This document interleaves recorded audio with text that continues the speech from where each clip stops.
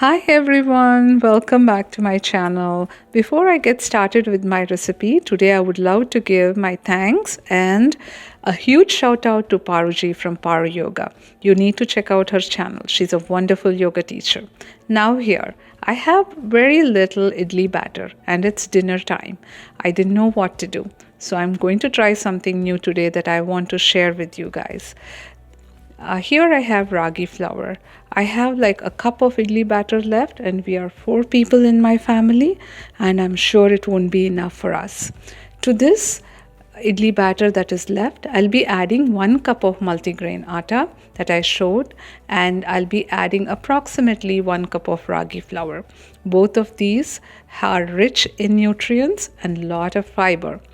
Now once I add this into my idli batter, I will be adding water. You can add lukewarm water. Do not add very cold water and give it a good stir.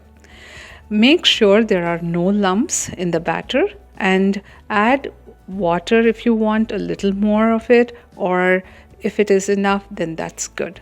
To this, I've added a few curry leaves that I had and half a cup of sooji. This makes a huge difference. After adding sooji, give it a good stir again. Here I have cut 1 medium-sized onion that I will be adding into the batter.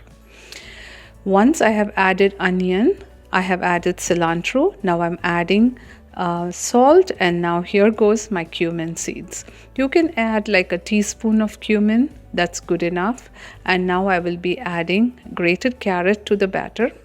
If you have any other vegetable like frozen peas or anything else, go ahead and add it. At the end, just before you do the appam, add half a teaspoon of baking soda. Make sure you add it in a strainer so there are no lumps that go into your batter. Do not add the baking soda ahead of time. Add the baking soda just before you pour into the appam pan. Now give it a good stir. And I'm heating up my appam pan over here, and here is my batter all ready. Make sure you add a little bit of oil into your appam pan, and once it is hot enough, let's start adding the batter into the appam pan. Look at this, it looks amazing.